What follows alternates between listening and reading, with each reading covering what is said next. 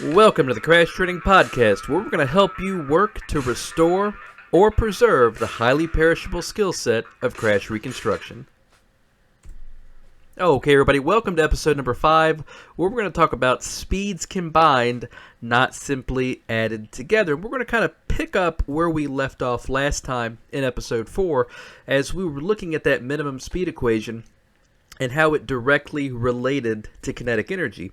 And we're going to continue moving in that general path as we can continue this. But in episode 4, we know that if we had a car, for instance, that just came in and skid to a stop, and he was on a surface for 75 feet with a drag factor of 0.72, and he slid to a stop all the way on that singular surface, that we know that we can just simply plug all of our variables in here in the minimum speed equation, which is speed is equal to the square root of 30 times distance times drag factor, or speed is equal to the square root of 254 times distance times drag factor. Same thing, one's going to give you an answer in kilometers an hour, one's going to give you an answer in miles per hour. And if we had that one surface slide to a stop, we could take the 75 feet and the 0.72 drag factor, plug them into either one of these equations, and it's going to give us that answer at the start of the skid back here. Now, when we left off, we said that if we had a vehicle that maybe did not slide all the way to a stop, because in the field, you're not going to run into this a whole lot. Again, like I said last time, I had a couple of pedestrian and bike crashes where it was just this easy to go out, pull the skid distance on one surface, get the drag factor, and I had the speed at the start of the skid. But it's not always going to be that simple. In fact, cars are usually going to go over a couple of different surfaces, or they're going to hit things, or they're going to go airborne and things like that. So today we're going to talk about how to account for those situations and what we're actually calculating in these blocks. And this is going to, last time in episode 4, it was pretty easy to see because we're accounting for the energy with that minimum speed equation, or that kinetic energy equivalent speed. And it's on one surface, so it doesn't start to get jumbled up. The problem comes in to when we have a vehicle, and let's say he didn't stop. Let's say that he slid across the first surface for 75 feet with a 0.72 drag factor, just like in what we just looked at, but now he continues sliding, and he goes across, we'll say, a concrete surface for 25 feet with a 0.45 drag factor. And then after he slides that 100 total feet on those two different surfaces, we're going to say that the guy goes airborne. And we'll calculate his airborne speed at 40 miles per hour. So that's when we have to do things just a little bit differently. And we're going to combine these speeds rather than trying to add things together and all that. We're going to combine the speeds, and we're going to walk through that on this episode. Now, it's also going to give you a little bit different way to look at this, because we know that last time we were just dealing with that one distance, that one skid, so it was easy to see that we were accounting for energies. Now this time we've got a couple of different things that we're looking at. Now we're still going to work the minimum or speed equation a couple of different times to account for these two different surfaces. So there's different ways to work this problem, and we're going to look at a couple of different ways as we continue forward in the next few episodes. But let's say that we want to come out and we want to treat these two surfaces, we'll say surface number 1 and surface number 2, and then we have our airborne here at 40 miles per hour. So we're going to treat these two surfaces as individual problems, and we're going to try to get their kinetic energy equivalent speed. So we'll have surface 1 here. We'll say that speed 1 is equal to the square root of 30 times distance times drag factor.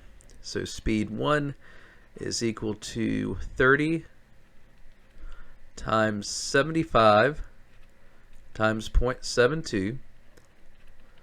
All right, so I multiply those three together, and I'm going to wind up with 1620 under the radical, or under the square root radical. I take the square root of that, and I have a speed a kinetic energy equivalent speed of 40.24 miles per hour. So now I just come up here and I'll write in speed 1 is 40.24 miles per hour. And I'm going to do the same thing for the second surface. I'm just going to say speed 2 is equal to the square root of 30 times distance times drag factor.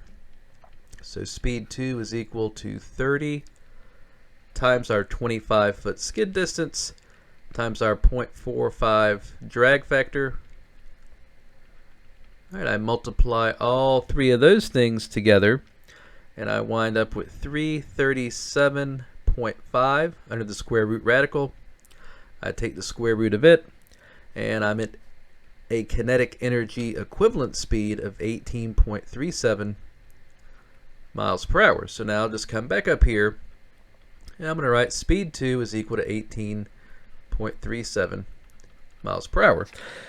That still does not tell me the start or the speed at the start of the skid, which I'm kind of, I'm interested in. I know that his speed at airborne is 40 miles an hour because I calculated that probably using a Volt equation or something similar.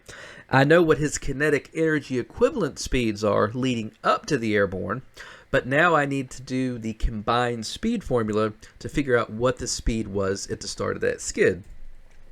So now to do the combined speed formula, it's simple. We're not just going to add those three speeds together, and we will show you why here shortly. And we're just going to say speed 1 squared plus speed 2 squared plus speed at airborne squared. And if you remember our rule on combining speeds, we can combine any number of kinetic energy equivalent speeds or speed losses, whatever terminology that you use, but we can combine any number of these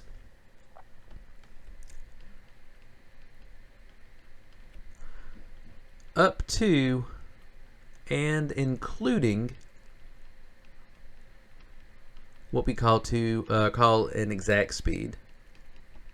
And in this case, an airborne is going to be considered to be an exact speed, or as close to an exact speed as we can get. And if you forget some examples of exact speeds, that's going to be things like conservation of your linear momentum, your inline momentum,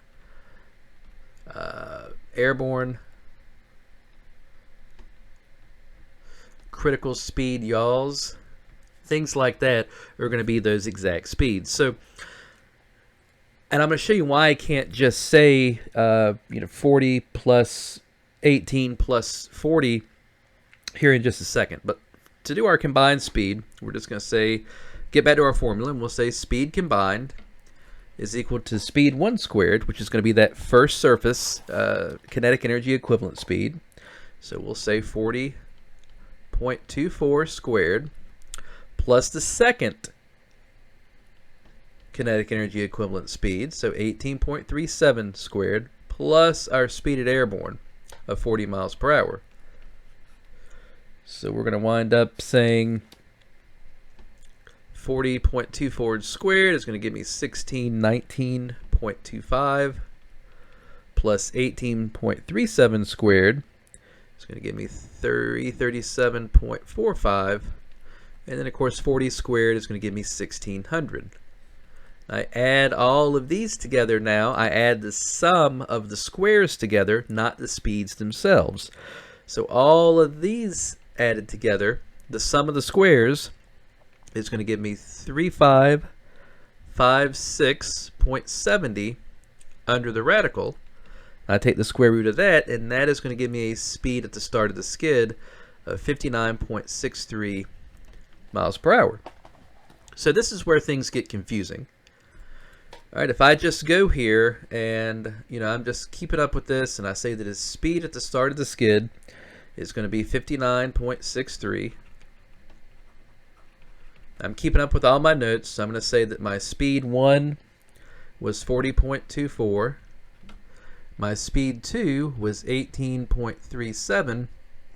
And my speed at airborne is equal to 40 miles per hour. If I just hand this to someone, or even a reconstructionist sometimes, this looks confusing because people want to look at these two surfaces. They want to look at number 1 and number 2 as actual speeds when they are kinetic energy equivalencies.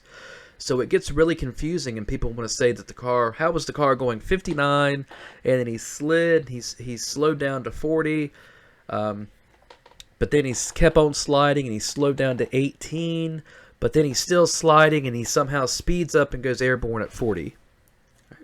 That's a popular thing for people to do, especially if they don't use this formula a whole lot. So we're not actually calculating speeds here. Remember, we're not calculating speeds. If you remember from episode 4, we are calculating what I like to call could have been going speeds. All right?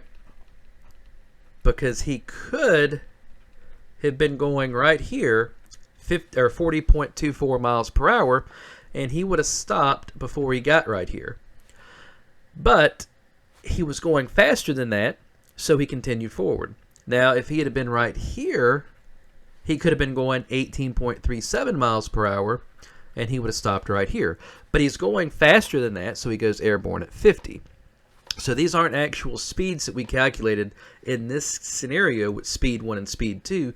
This is just the equivalent energy that he burned off going 75 feet on a drag factor of 0.72 and then going 25 feet on a drag factor of 0.45. That is equivalent to the amount of energy he used to do the work to complete those skids, just given in a speed instead of a kinetic energy in foot-pounds, if that makes sense. So let's say that I'm really, I want to know how fast he's going here. All right, or I want to figure out what his change in speeds are. I can still do this, but now there's a couple of different ways I can do this, but we're just going to stick with the theme today of combined speeds. And if I want to do this, I would just say that the speed combined is equal to speed 2 squared plus speed at airborne squared. And that's going to give me the speed right here when that vehicle crossed in to that number 2 surface. So if I want to do that, I'll just say speed combined is equal to speed 2 squared plus speed airborne squared. So my speed combined becomes, let's see, 18.37 squared plus my airborne speed of 40 squared. So I'm at 337.45.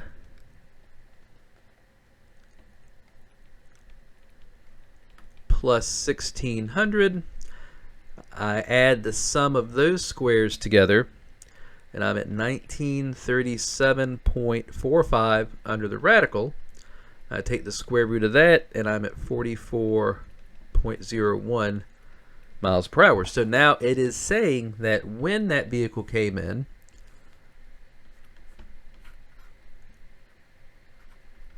and he goes airborne here at the very end, when he crossed into that surface, right there, he was going a speed of 44.01 miles per hour. So to make this a little easier to look at, we can kind of think of it a little bit differently. All right, so from all this work, we know that right here at the start of the skid, he is going 59.63 miles per hour. And right here at the start of this second surface, he is going 44.01 miles per hour. And right here when he went airborne, he was going 40 miles per hour. So if I want to look at his actual change in speeds over these, I can. I can kind of say that he starts out right here, and he goes here, and then he goes here. So if I want to know what his change in speed is, I could just say, you know, delta V or delta S. I'm going to say delta S, change in speed, is equal to 59.63 minus 44.01. So his change in speed on this section was 15.62 miles per hour. All right, and then on this second section, I'll say that the delta speed, or the change in speed, change in velocity, however you want to notate it, is 44.01 minus 40. So his change in speed going across this section was 4.01 miles per hour. So if I have a delta V or a delta S, change in speed, change in velocity, and I legitimately know that that driver slowed down 15.62 miles per hour from point number 1 up here to point number 2 here, he experienced a 15.62 mile per hour change in speed going from those two sections. All right, and if I know from point number 2 to over here at point number 3, he experienced a 4.01 mile per hour change in speed or change in velocity. These are actual speeds that I could add together.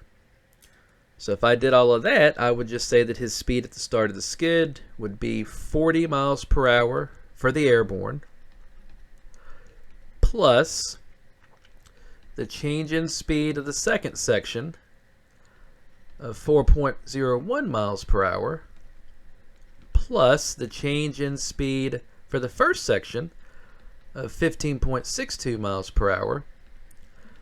And when I added all of those together, I would get 59.63 miles per hour, which is the same thing I got with his combined speed.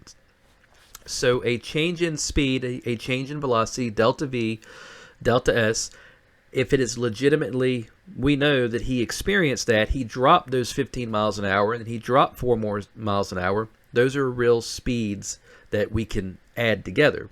But if I had tried to do that with those speed losses, I would have came in and I would have said speed 1 is equal to 44.0, speed 1 was equal to 40.24 miles an hour. Speed 2 was equal to 18.37 miles per hour. And speed at airborne was equal to 40 miles per hour. If I added all of those together, I would come up with a speed of 40.24 plus 40 plus 18.37. I'd be at a speed of 98, almost 99 miles an hour. Because these speeds that we calculated, S1 and S2, are not actual changes in speed.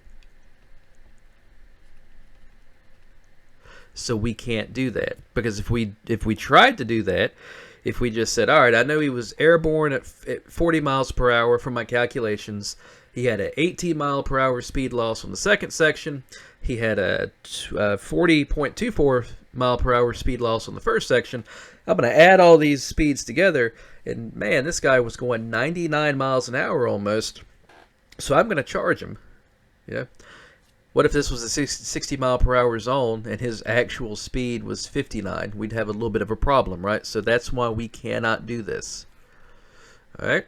That is going to be wrong, because it's not an actual change in speed, which is why I don't like to refer to these as speed losses. I like to call them a kinetic energy equivalent speed or an energy equivalent speed, because when you say speed loss, people always get confused with, okay, he lost that amount of speed. They always throw in a T on it. And now instead of it being an energy equivalent speed, they're thinking that his actual speed that he got rid of was 40 miles per hour and then 18 miles an hour. And that's just not the case. So don't fall into that trap, especially if you haven't used one of these formulas in a while. So that multi-surface slid with an impact or an airborne or whatever, we work each skid independently as that kinetic energy equivalent speed with the minimum speed equation, and then we combine those speeds together and we take the sum of the square root of the sum of the squares. And that's how everything works together. Now, if we'd worked this in energy and we had the energies for the first section and the second section, and we converted 40 miles per hour to an energy, we could add those energies together and not worry about that. And that's a good segue into episode number 6 of the podcast, because now we're going to take this same exact scenario and we're going to apply it to kinetic energy.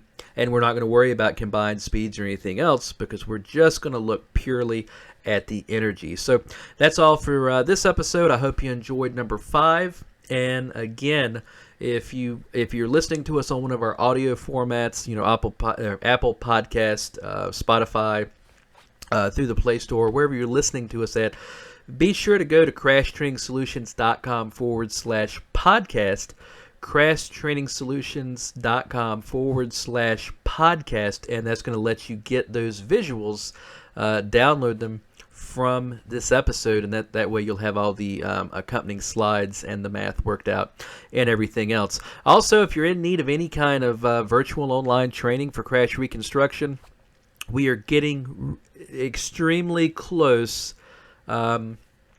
We are just about to release what we are calling a test drive. So that's going to allow you to sign up and experience our portal and our delivery methods firsthand. And you're going to see how we handle math, how we handle questions, how we handle projects, how we handle hands-on, which we're calling hands-on line. We've got some really creative methods, including augmented reality and 3D models and everything else, 360 videos, some VR stuff, first-person view. We got a lot of stuff in that portal that really changes the way you think about online training. So we're just about to get ready to release that test drive. So be looking for us on social media, on the LinkedIn page, or the LinkedIn company page. We're going to be dropping that information really soon as well. So until next time, I appreciate your support, and I will see you on the next one.